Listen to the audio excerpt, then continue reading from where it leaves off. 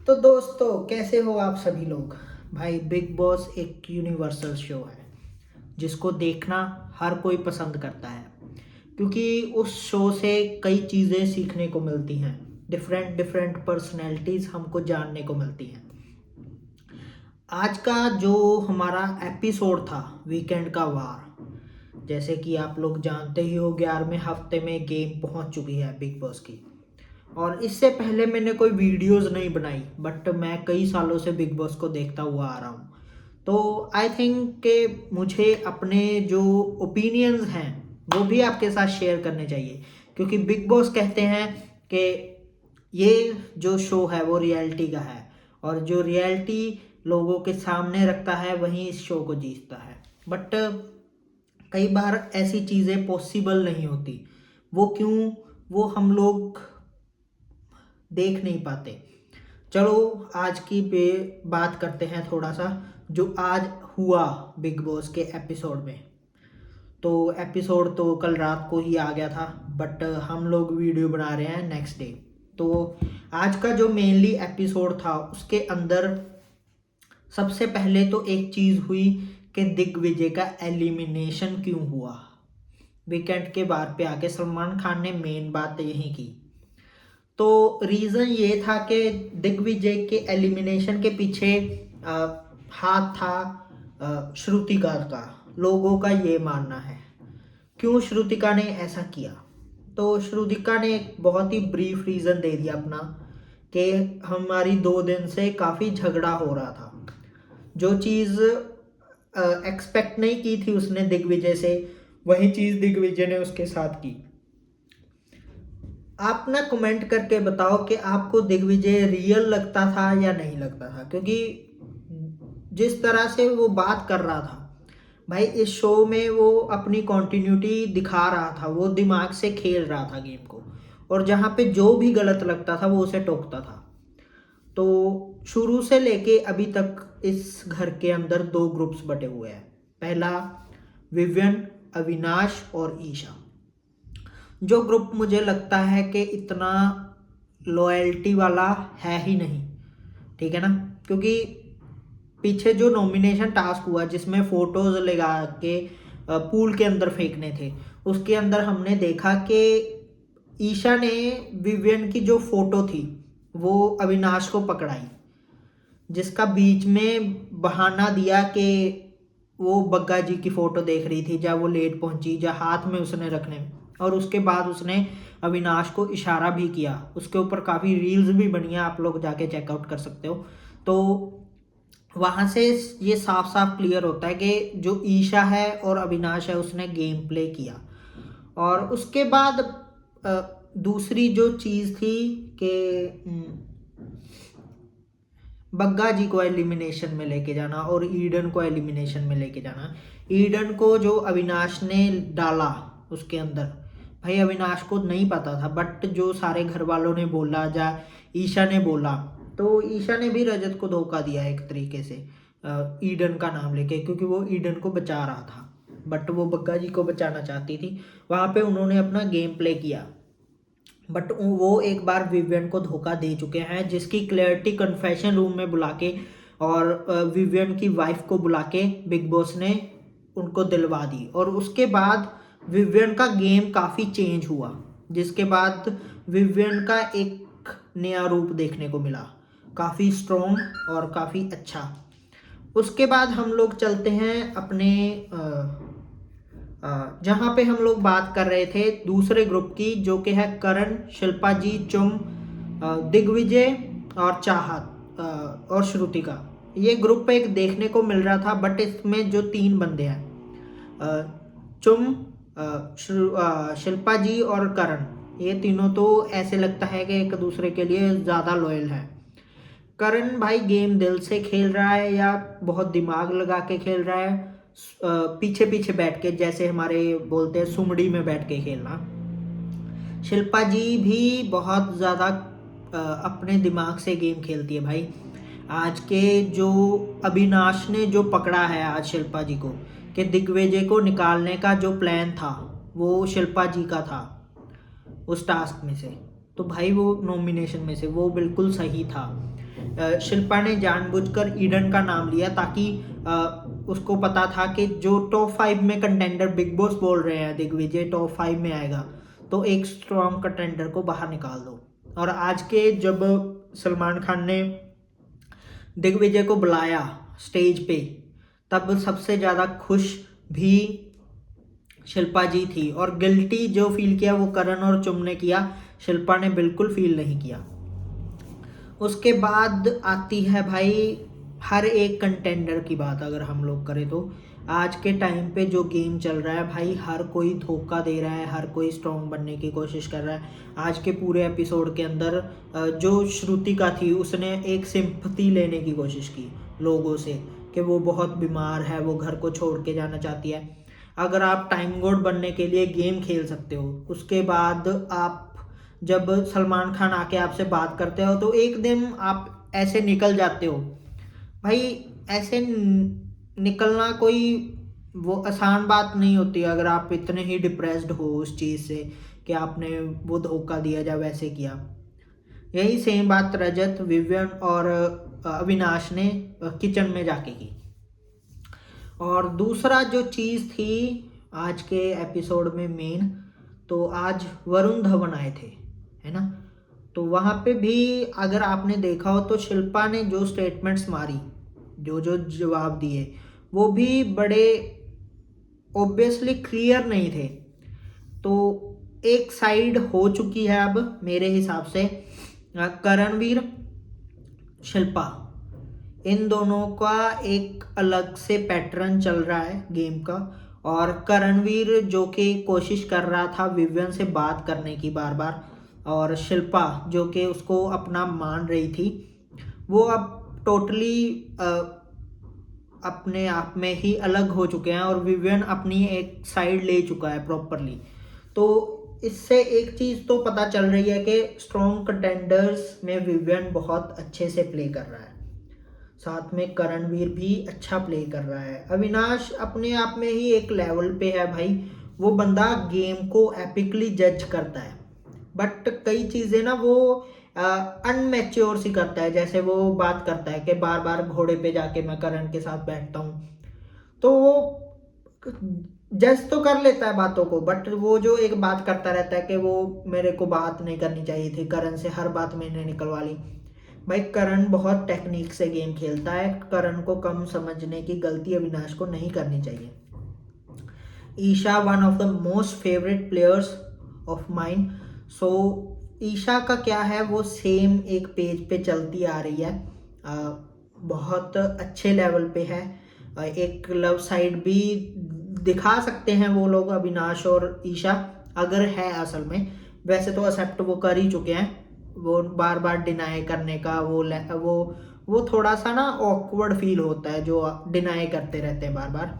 और एक तरफ है चुम भाई, चुम one of the strongest players I have ever seen in big boss. चुम शुरू में हर चीज़ को पॉजिटिव लेती थी। अविनाश के ये वर्ड्स हैं, अविनाश गेम को बहुत अच्छे से जज करता है, आप लोग ध्यान देना। जो चुम है ना, वो गेम को पहले पॉजिटिव लेती थी, बट अभी वो चीज़ों को यूज़ करने लगी है। जो जो उसको एडवाइस देते हैं ना लोग, वो उसको यूज़ करती है। बट चुम की नादानी ये है कि वो चीज़ों को एक्सेप्ट नहीं करती।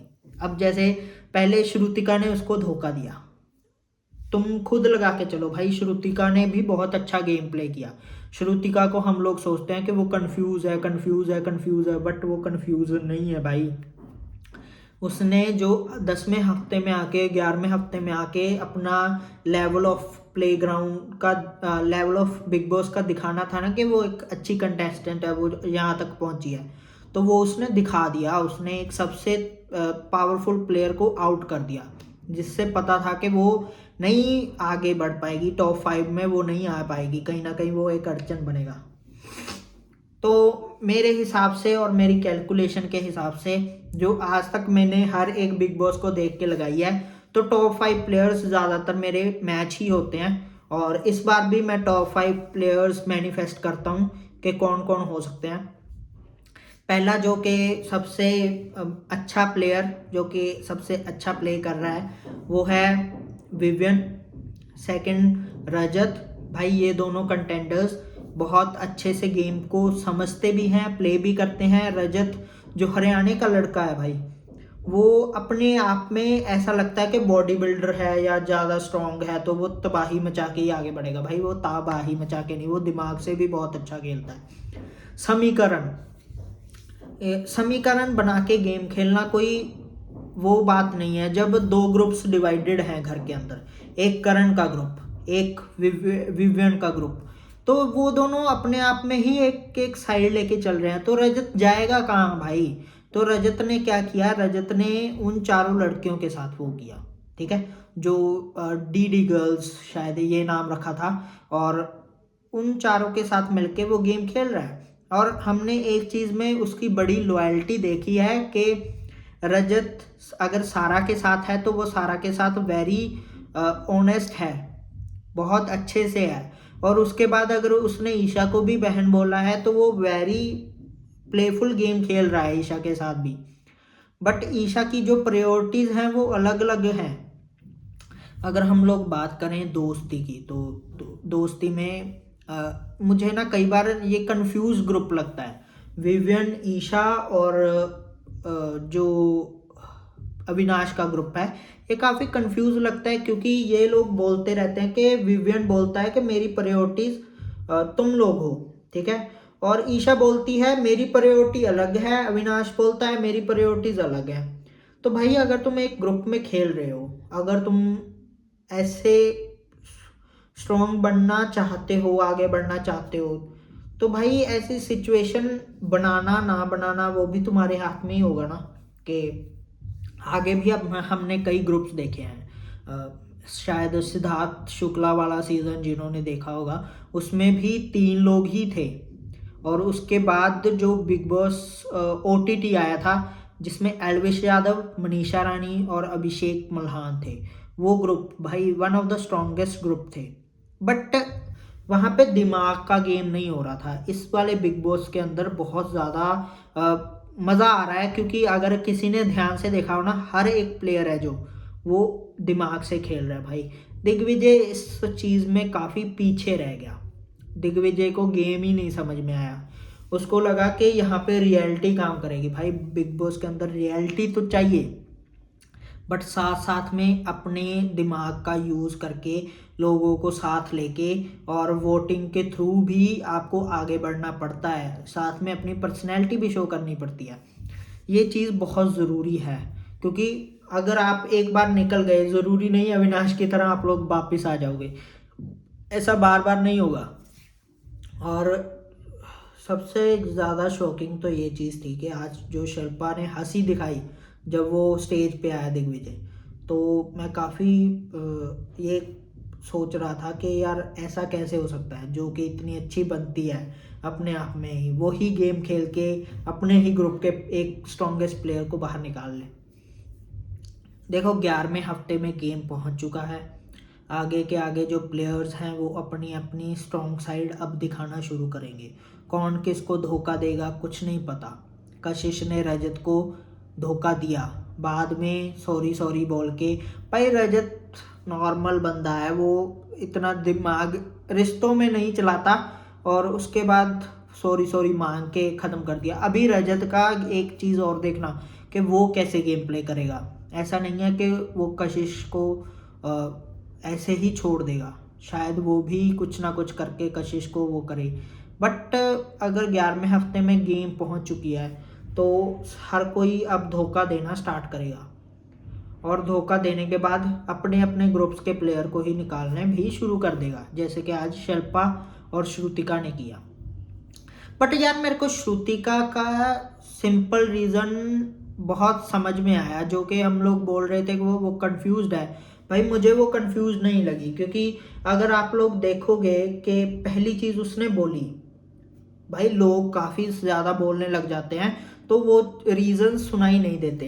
सिंपल रीज़न था श्रुतिका का कि भाई 2 दिन पहले उसने मुझे दूसरों के सामने ये बात बोली, ठीक है, वो चीज़ मुझे हर्ट की। वो डिप्रेस थी, और एलिमिनेशन के जस्ट 20 मिनट पहले ही वो उसके साथ फाइट होके हटी थी। तो ये चीज़ बड़ी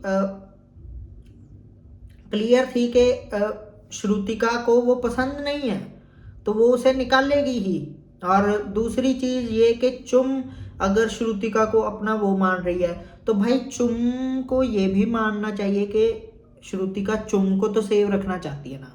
अगर चुम की प्रायोरिटीज़ कोई और है, अगर चुम की प्रायोरिटीज़ कोई और है, तो वो ज़रूरी नहीं है कि श्रुतिका की प्रायोरिटीज़ भी वही हो। तो जैसे उसको मैं कंफ्यूज बोलता हूँ, मेरे हिसाब से चुम खुद कंफ्यूज है। चुम को भी थोड़ा सा अपने ऊपर ध्यान देना चाहिए। एक चीज़ को एक्सेप्ट करो, एक चीज़ को डिनाई करो। ये ज़रूरी नहीं है कि आप लोगों को सबको साथ लेके चलना है। भाई फाइनल्स के अंदर ट्रॉफी एक जने को ही मिलनी है, सभी को नहीं मिलने वाली। अब हम लोग अकेले अकेले कंटेंडर पे बात करेंगे, शुरू से लेके अब तक। हमारी पहली कंटेंडर, जो कि सबसे मुझे लगता है कि उम्र में भी बड़ी हैं और सीनियर एक्टर भी है और काफ़ी एक्सपीरियंस भी लेके आई है, शिल्पा जी। तो शिल्पा जी का सिंपल फंडा है भाई, वो शुरू से लेके अब तक एक चीज़ गेम प्ले करती आई है। पहली कि वो बहुत ही सबको साथ लेके चलने वाली औरत है, ठीक है। सॉरी भाई, रिस्पेक्ट है, रिस्पेक्ट मैं डिनाई नहीं कर रहा, बट वर्डिंग देखो, मैं पंजाब से हूँ तो हिंदी के अंदर मुझे ज़्यादा वो नहीं करना आता। शिल्पा जी है जो वो ये बोलती है कि मैं परिवार को लेके चलने वाली औरत हूँ, ठीक है। तो वो शुरू में समीकरण बना उनका रजत के साथ, करण के साथ, विवियन के साथ, ऐसे करते करते उन्होंने गेम को बहुत अच्छे से यूज़ किया। उन्होंने दो प्लेयर्स को मेन जोड़ लिया, एक बेटा विवियन, एक बेटा करण, जो कि पता था कि बिग बॉस के मुताबिक दोनों स्ट्रॉन्गेस्ट प्लेयर्स हैं उस टाइम के और बहुत आगे तक जाएंगे बिग बॉस के अंदर शुरू से गेम में। तो उनको 50-50 करती हुई वो आती गई आगे आ गई। पहले शिल्पा ने विवियन को टाइम गॉड बनाया, जहाँ पे करण उसके सामने था, ठीक है। पहला धोखा वहाँ पे दिया करण को। दूसरा, आगे बढ़ते हुए उसने विवियन को एक और बार पता नहीं कहाँ पे नॉमिनेशन से सेव किया था या कैसे क्या किया था, शायद टाइम गॉड ही बनाया था। तो वहाँ पे भी करण और विवियन में से ही चूज करना था। और उसके बाद उनकी ये स्टेटमेंट आती है कि मैं 50 दिन विवियन के साथ, 50 दिन करण के साथ। और उसके बाद भाई वो गेम को आगे बढ़ाती करण को ये चीज़ समझ में नहीं आई। ये मैं नहीं बोलूँगा कि वो समझ नहीं रहा था कि गेम वो खेल रही है शिल्पा, हाँ, बट वो एक चीज़ को लेके क्लियर नहीं था कि उसको समझ नहीं आई। और करण को एक चीज़ बड़ी अच्छे से पता है भाई कि एंड में नंबर गेम होगी जिस दिन, उस दिन उसको लोगों की ज़रूरत पड़ेगी और उसके लिए शिल्पा को उसको साथ लेके चलना पड़ेगा गेम के अंदर। इस वजह से करण भी शिल्पा को साथ लेके चल रहा है, नहीं तो अब तक ये रिश्ता भी टूट जाता। और विवियन ने ये चीज़ एक्सेप्ट नहीं की, क्योंकि विवियन को जब पूरी तरह से वो मिला ना कि 50 दिन इधर 50 दिन इधर, विवियन के साथ भाई जो बंदा अगर अगर मेरे साथ है, मेरा कोई दोस्त है, उसका आगे भी कोई दोस्त है, ठीक है, हम 3 दोस्त हैं, 3 दोस्तों में से अगर वो बार बार मेरी ओर ही है, ठीक है, अगर वो मेरी ओर ही रहेगा तो मुझे अच्छा लगेगा भाई, वो मेरे साथ है, मुझे अच्छा लग रहा है, ठीक है। और जिस दिन वो मुझसे अलग होके वो दूसरे का और जाएगा तो मुझे तो दुख होगा ना। वही चीज़ हुई विवियन के साथ, तो विवियन ने उस रिश्ते को एक्सेप्ट करने से मना कर दिया। अब शिल्पा जी के पास एक्सक्यूजेस तो बचे नहीं, अब वो गेम रह गई एक और की तरफ से। उसने क्या सोचा कि अब गेम इधर खेलनी स्टार्ट करते हैं, इसको छोड़ देते हैं।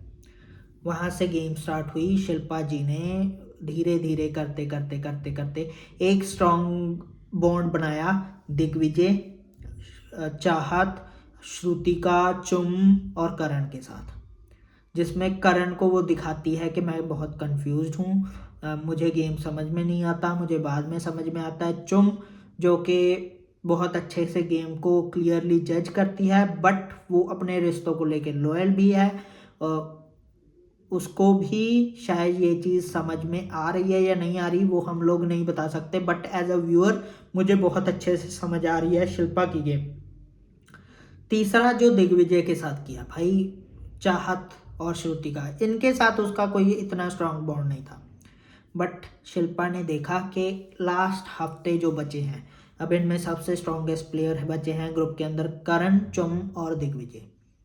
चाहत और श्रुतिका इतने स्ट्रांग प्लेयर नहीं है, तो अब इन दोनों को बाहर किया जाए, इन तीनों को बाहर किसी ना किसी से तरीके से किया जाए। तो पहले जो नॉमिनेशन हुआ जिसमें नेम आता है चुम का, जिसमें नेम आया चुम का, अब ध्यान से सुन लेना, पहले जो नॉमिनेशन हुआ जिसमें वोटिंग करके लोगों को निकालना था, ठीक है, उसके अंदर करण ने दूसरों का नाम लिया, ठीक है, कई लोगों के नाम आए उसके अंदर, जिसके अंदर थे शायद चुम और श्रुति का, पता नहीं कौन सा, भाई मुझे नाम नहीं याद साथ में कौन था, बट हाँ एक चीज़ बड़ी वो थी, उसमें चुम एलिमिनेट होगी और वो एलिमिनेशन क्लियर नहीं हुआ, जिसमें विवियन, अविनाश और ईशा में से कोई भी नहीं था, ठीक है।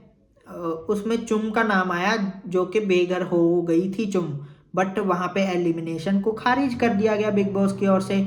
वहाँ पे भी बहुत दिमाग लगाया था शिल्पा ने, जहाँ पे शिल्पा और करण ने तो भाई बिल्कुल ही डिनाई कर दिया। करण बोला कि भाई मेरा सबसे पहले वोट आ गया था तो मैंने दे दिया, और शिल्पा ने क्या किया, शिल्पा ने भी नाम एक और बंदे का ले दिया ताकि जो चुम है वो निकल जाए। और दिग्विजय ने बेचारे ने क्या किया, भाई बेचारा तो नहीं बोलूँगा, दिग्विजय भी बहुत अच्छा गेम प्ले कर रहा था, बट वो रिश्तों को लेकर लॉयल चल रहा था, क्योंकि उसने चुम को वहाँ पे नंबर गेम के थ्रू बचाया। अगर वहाँ पे नंबर गेम के थ्रू नहीं बचाता तो आज चुम गेम से बाहर होती। पहली चीज़ तो वहाँ पे शिल्पा की वहाँ पे सच्चाई समझ में आई। मुझे तो करण का भी ऐसी लगा कि करण भी यही चाहता है कि एक और स्ट्रॉन्ग प्लेयर है वो भी निकले, करण का भी सेम गेम प्ले चल रहा है, बट उसकी वोटिंग पहले आई, वो मैं समझ गया। उसके बाद अगला जो चीज़ आती है वो है हमारी अगला नॉमिनेशन जो दिग्विजय वाला हुआ, जिसके अंदर पत्ते में वो देना था। श्रुतिका ने अपना सिंपल गेम प्ले किया, बोली कि राशन दो, सभी को पानी में डालो, ठीक है। भाई श्रुतिका ने अपने लिए गेम प्ले किया, बड़ा सिंपल फंडा था कि वो टाइम गोड बनना चाहती थी, बट वो एक्सेप्ट नहीं करना चाहती दूसरों के सामने, इसलिए उसको चुम को नहीं बनने दिया, ठीक है। और वो नहीं चाहती थी करण, शिल्पा, दिग्विजय इनको प्रायोरिटी मिले, ये लोग सेफ रहें, क्योंकि उसको भी पता है कि ये one of the strongest players हैं इसकी वजह से। तो उसने वहाँ पे अपना गेम प्ले किया और चुम को उलझाया, चुम को नहीं दूसरे घर वालों को अपनी ओर करके वो टाइम गॉड बनी। और उसके बाद क्या सीन होता है, जब पत्तों वाला वो आता है कि नाम दो आप, जब शिल्पा ने जानबूझकर ईडन का नाम दिया, क्योंकि ईडन का नाम देने से यामिनी का एक वोट कम हो गया। और ऐसा नहीं है कि शिल्पा को कुछ समझ में नहीं आता, शिल्पा बहुत अच्छे से गेम खेलती है, उसने एक स्ट्रांग प्लेयर को घर से बाहर कर दिया। यही हुआ दिग्विजय के साथ। ये पूरी गेम थी अब तक की जो शिल्पा ने खेली। अब नेक्स्ट हम लोग बात करते हैं दूसरा स्ट्रांग प्लेयर जो कि बिग बॉस का भी चहीता था, और बिग बॉस ने शुरू में ही ये कह दिया था कि सलमान खान के हाथ में एक हाथ विवियन का ही होगा, ठीक है। तो वहाँ से हुई विवियन की गेम स्टार्ट। सबसे ताकतवर प्लेयर, सबसे कलर्स का लाडला, भाई बहुत ज़्यादा लाइमलाइट मिली।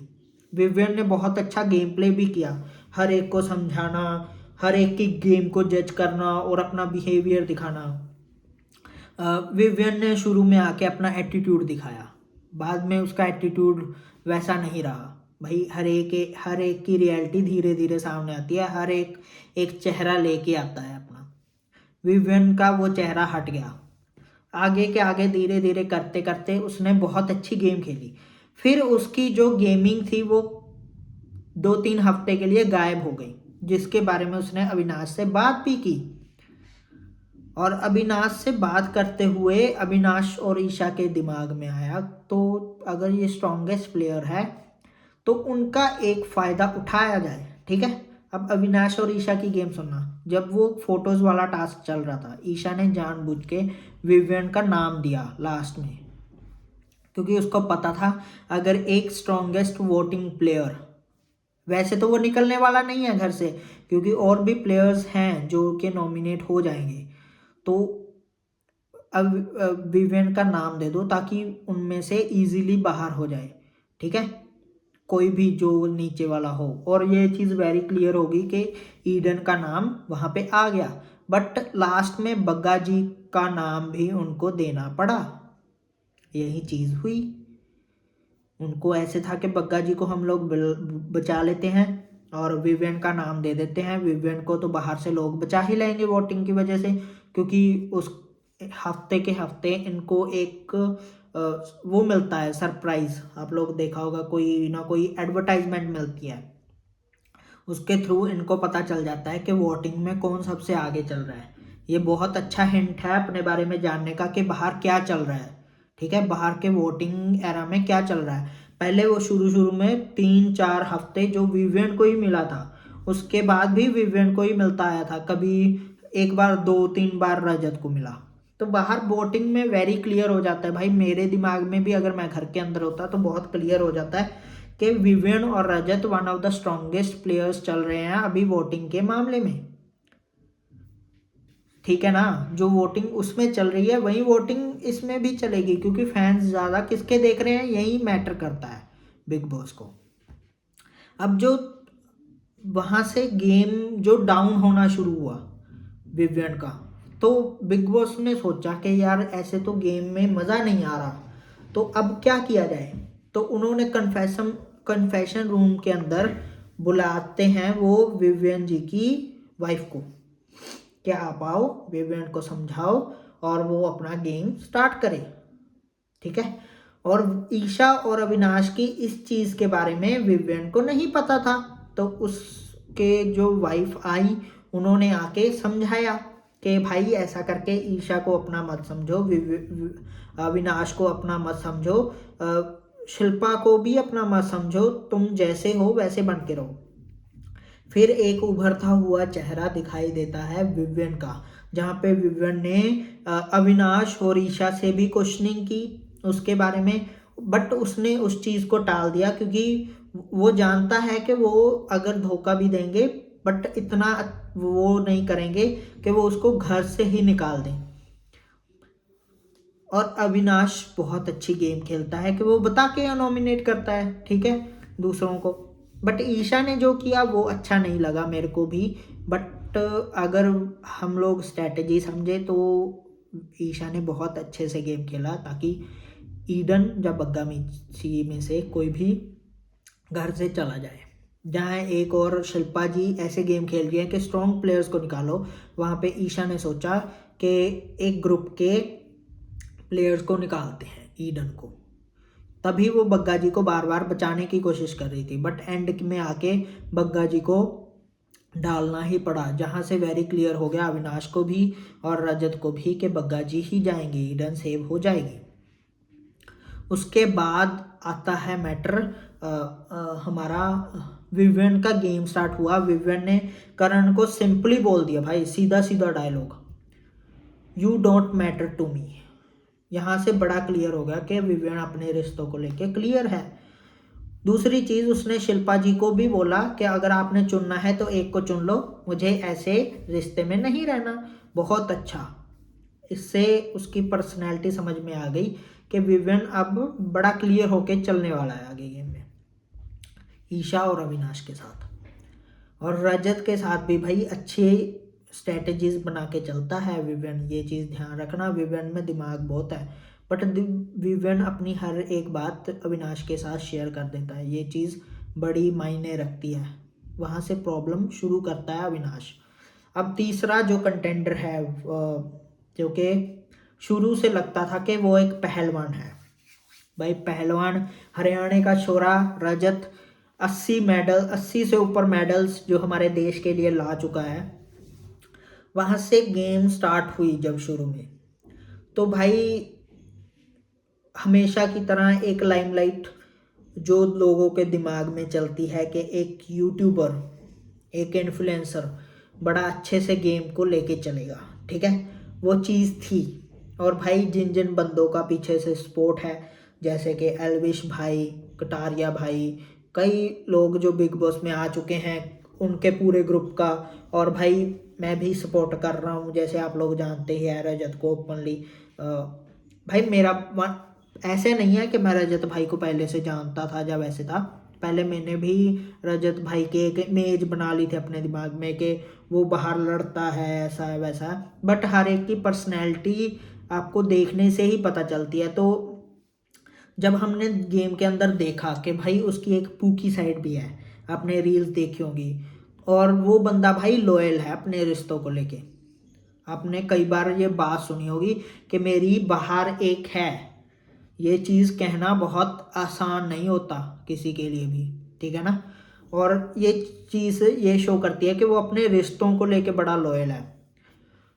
हाँ, गेम स्ट्रैटेजी बहुत अच्छी है भाई, गेम स्ट्रैटेजी सबसे ओपन प्लेयर जो लेके चलता है, बाकी सब लोग अंदर अंदर अपनी गेम स्ट्रैटेजी बनाते हैं और खेलते हैं। रजत इज़ द ओनली प्लेयर जो अपनी स्ट्रैटेजी शो करता है और चलता है सामने, और दूसरों को भी बता देता है क्या होने वाला है। इसका एक सिंपल सा बेनिफिट ऑफ डाउट मैं आपको दे देता हूँ कि रजत जब आया उसका वो गुस्से वाला साइड देखने को मिला। फिर दूसरी, पहले उसका बग्गा जी के साथ जेल के अंदर जो शुरू में हुआ, उससे उसका गुस्से वाला साइड देखने को मिला। दूसरा भाई उसका ऊंची आवाज़ में बात करना, वो भाई हरियाणा पंजाब इधर के लोग ना भाई ऊंची आवाज़ में ही बात करते हैं, तो वैसा। अरे मम्मी जी आ गए, मम्मी जी से मिलना चाहोगे आप लोग? चलो छोड़ो, मम्मी जी आ गए आप फ्रेम में, हेलो बोल दो दोस्तों को। अरे इतना धीरे से नहीं बोलना था। चलो, अब रजत ने क्या किया, रजत का जो सिंपल गेम था, भाई मेरा दिमाग घूम गया, मैं डर गया था एकदम से ना जब गेट खुला। तो अब रजत का क्या गेम प्ले शुरू होता है, पहले गुस्सा दिखाई देता है, फिर उसकी दोस्ती शुरू होती है जब दो ग्रुप्स बट गए, करण और विवियन का ग्रुप बटा घर के अंदर। तब रजत ने सोचा कि अब भाई ना हम इधर के ना हम उधर के, क्योंकि रजत भाई बहुत स्ट्रांग प्लेयर है, वो मेंटल कंडीशन ऐसी है कि ना मैं इस ग्रुप का ना मैं उस ग्रुप का। बट रजत को ये चीज़ बड़ी जल्दी समझ में आ गई कि लोगों को अपनी ओर करना पड़ेगा ताकि आगे बढ़ा जा सके गेम में, क्योंकि इतने लोग अभी जानते नहीं हैं। तब शुरू हुई गेम प्ले रजत का। उसने चाहत के साथ दोस्ती की, चाहत को वो साथ में लेके चला, उसने एक ईशा को पकड़ा, ईशा को भी वो अच्छे से साथ लेके चला, तीसरी और उसने शिल्पा को पकड़ा और शिल्पा को भी वो अच्छे से साथ लेके चल रहा था। सारे रिश्ते वो लॉयल लेके चलता था। वन स्टेटमेंट जहाँ से ईशा और रजत की बिगड़ी, क्योंकि वो समीकरण बनाने के लिए उसने स्टेटमेंट मारी थी ईशा के खिलाफ, ठीक है, वो दूसरों के साथ दोस्ती करने के लिए। भाई ऐसा कई बार बोलना पड़ता है, वहीं बिग बॉस ने सेम वो चीज़ उठा के ईशा को कन्फेशन रूम में बुलाया और सुना दी। ईशा का एक रिश्ता खराब हो गया, थोड़ी देर के लिए वहाँ से गेम हटी। तब एक नया रिश्ता सामने आता है रजत की साइड और शिल्पा की साइड देखते हुए कि रजत शिल्पा के साथ अच्छा बन के गेम को आगे लेके जा रहा है। भाई ये समीकरण वाला जो गेम प्ले है ना भाई, बहुत दिमाग से खेलता है रजत। और एक चीज़ और, जो नंबर गेम हम लोग बात करते हैं कि बार बार बिग बॉस के अंदर नंबर गेम हो रहा है, नंबर गेम हो रहा है, तो नंबर गेम को ध्यान में रखना बड़ा ज़रूरी है। ये चीज़ रजत ने बता दी हमको इस बार, क्योंकि आगे हम लोग कभी नंबर गेम लेके ही नहीं चलते थे। आगे का सिंपल रूल होता था कि भाई बाहर निकाल दो। यही सेम बिग बॉस ओटीटी में हुआ, जहाँ पे कटारिया भी था, क्योंकि वहाँ पे नंबर कम थे।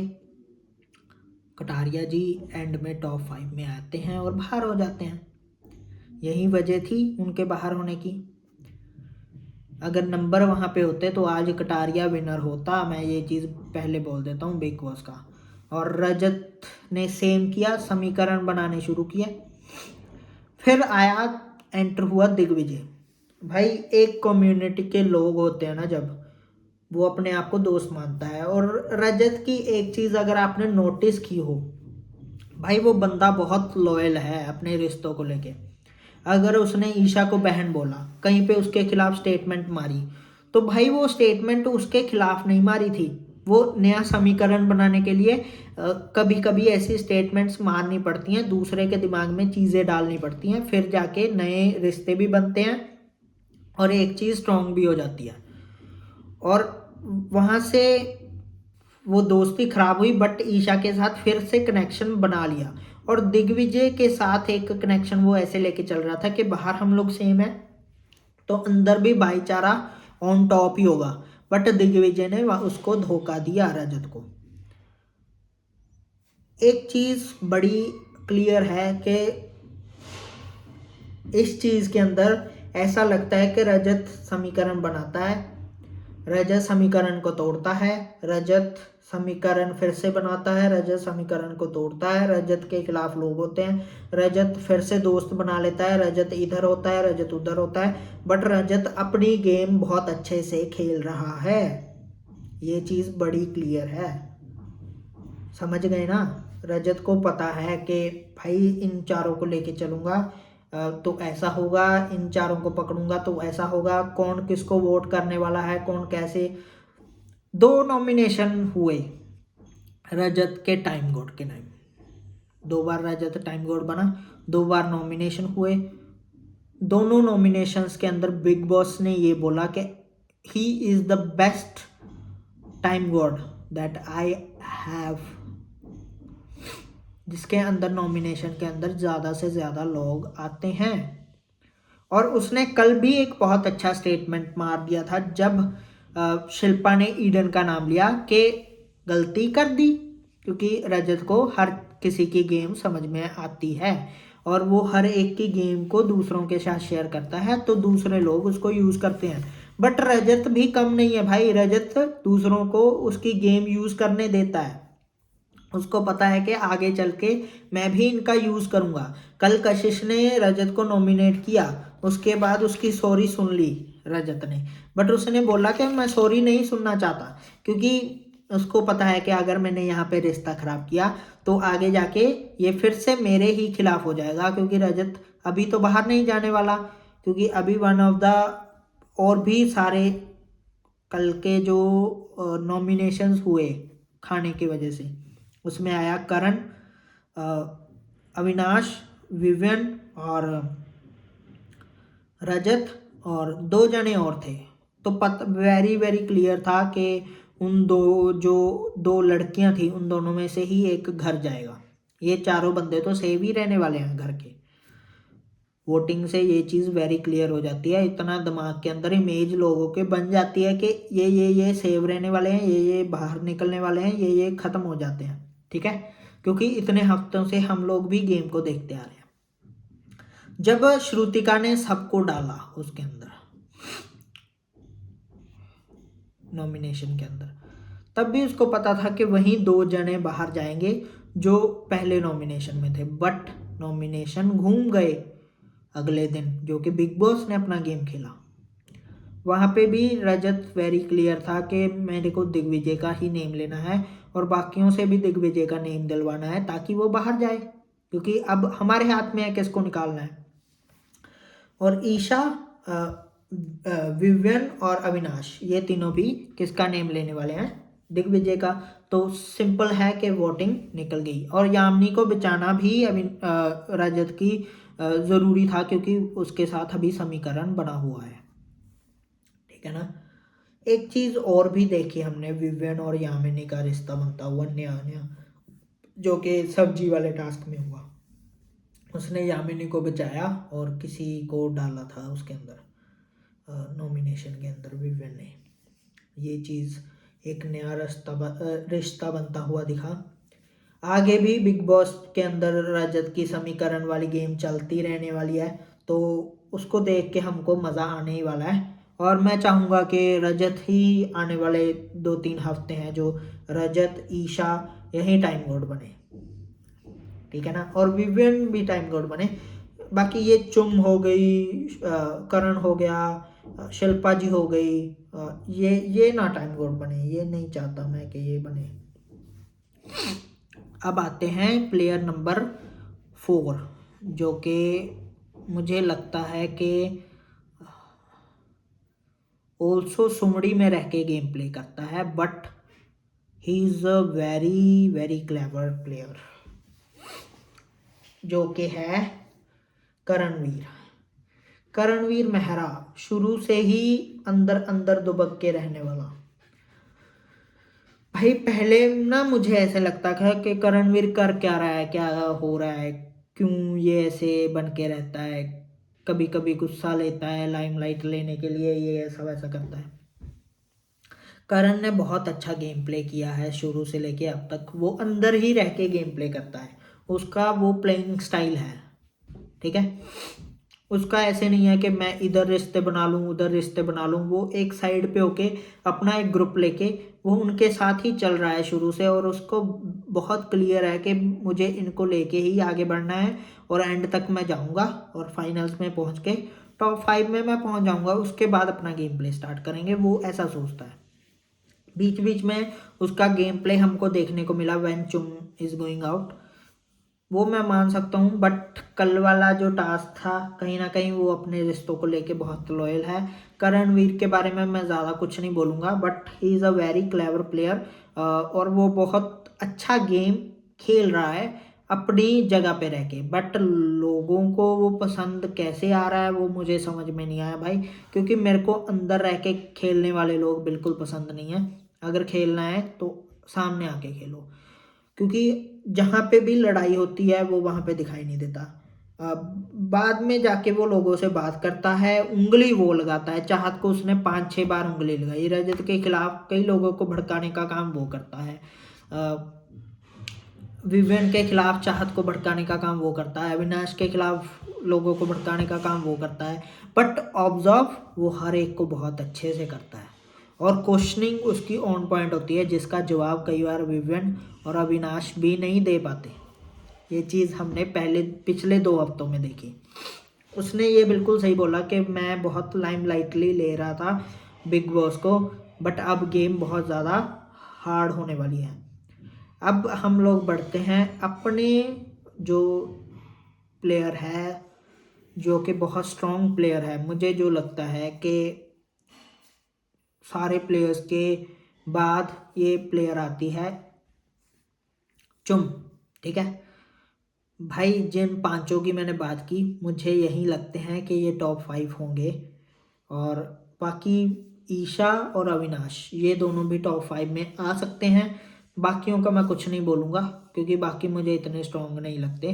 तो बात कर लेते हैं ईशा और अविनाश की। ईशा और अविनाश का एक अच्छा गेम प्ले चल रहा है, बट अविनाश ना कहीं और ही ले जाता है गेम को, बट लास्ट 2 हफ्ते से अच्छा गेम प्ले हो रहा है, बट वो गेम को समझता नहीं है, वो गेम को बस जज करता रहता है, लोगों को जज करने के बाद